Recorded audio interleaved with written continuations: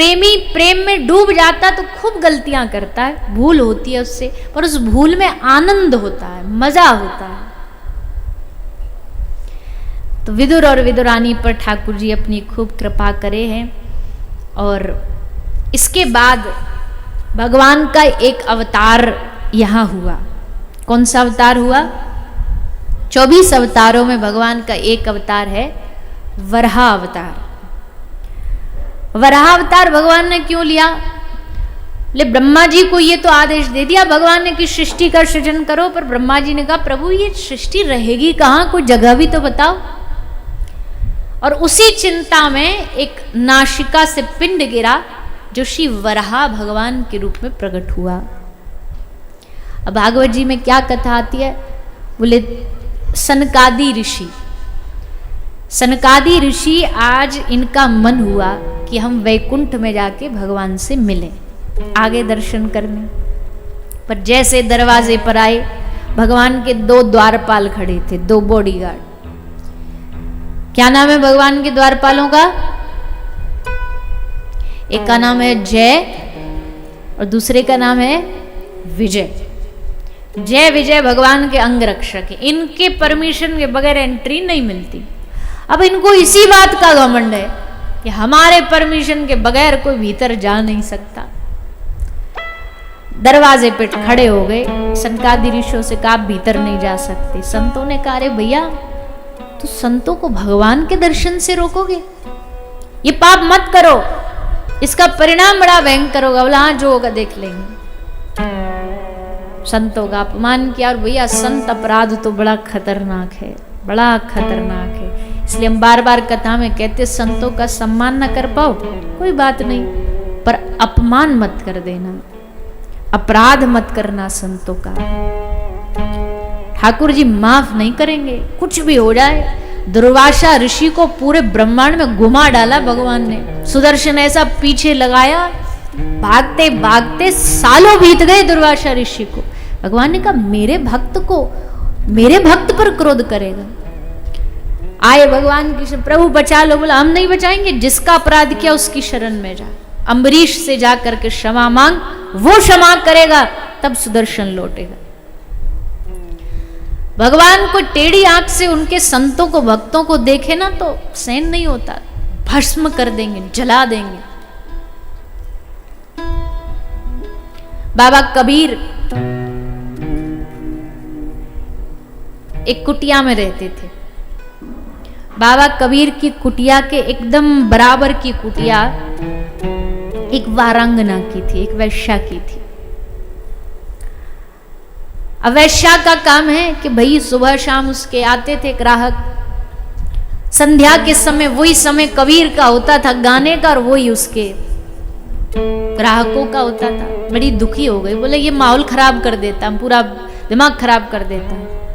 अपने एक यार को कहा जब ये गया होगा ना कहीं भिक्षा भिक्षा मांगने तो इसकी झोपड़ी में आग लगा देना। तो उसने वैसे ही किया। कबीर जी बाहर गए थे तो उसके यार ने एक ली माचिस की तिल्ली झोपड़ी में डाल के चला गया कि जल जाएगी। पर चली हवा, आया तूफान, कबीर की झोपड़ी से तिनका उड़ करके वारंगना की झोपड़ी में आया। कबीर की झोपड़ी तो ज्यों की त्यों रही, पर उस वैश्या की झोपड़ी पूरी की पूरी जल के खाक हो गई। अब कबीर लौटे, वैश्या ने देखा तो एकदम गुस्सा हुई, भागी भागी आई कबीर दास जी को एकदम गुस्से में बोली तुमने मेरी झोपड़ी जला दी, इस लड़ाई में तुमने मेरी झोपड़ी जला दी।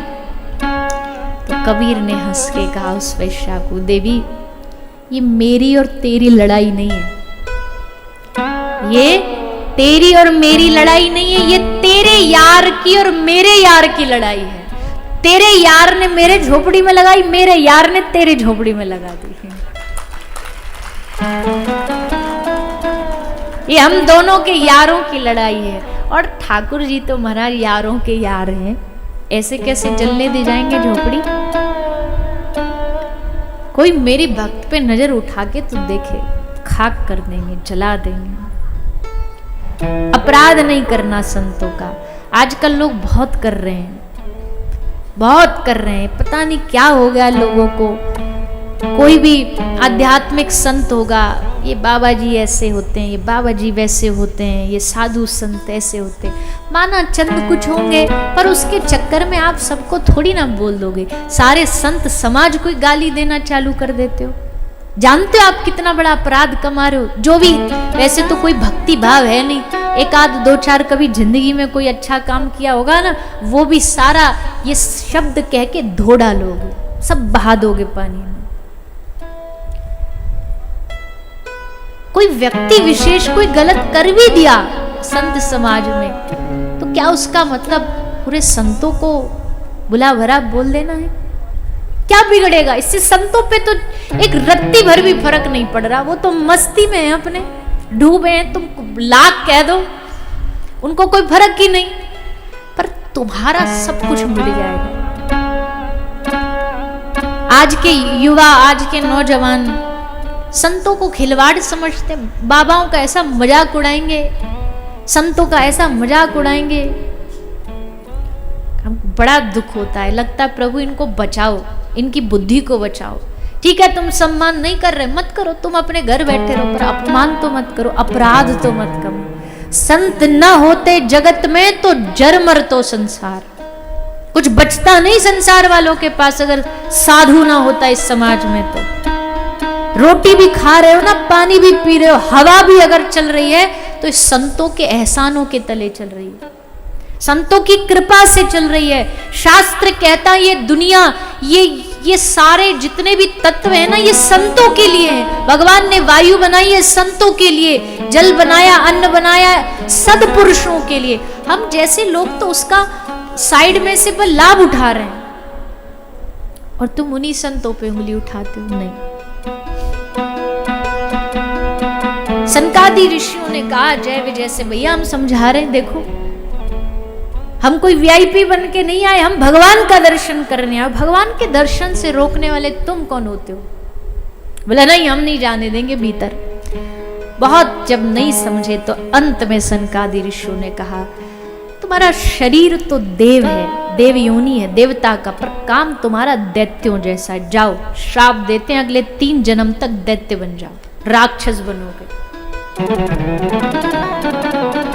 अब तो महाराज जय विजय रोते रोते भगवान की शरण में आए। प्रभु अनर्थ हो गया, श्राप मिल गया। भगवान ने कहा काम ही तुमने ऐसे करे, श्राप तो मिलना ही था, पर प्रभु बचा लो। भगवान ने कहा देखो, संत के मुख से निकली वाणी, धनुष से निकला बाण कोई लौटा नहीं सकता। अब जो हो गया सो हो गया।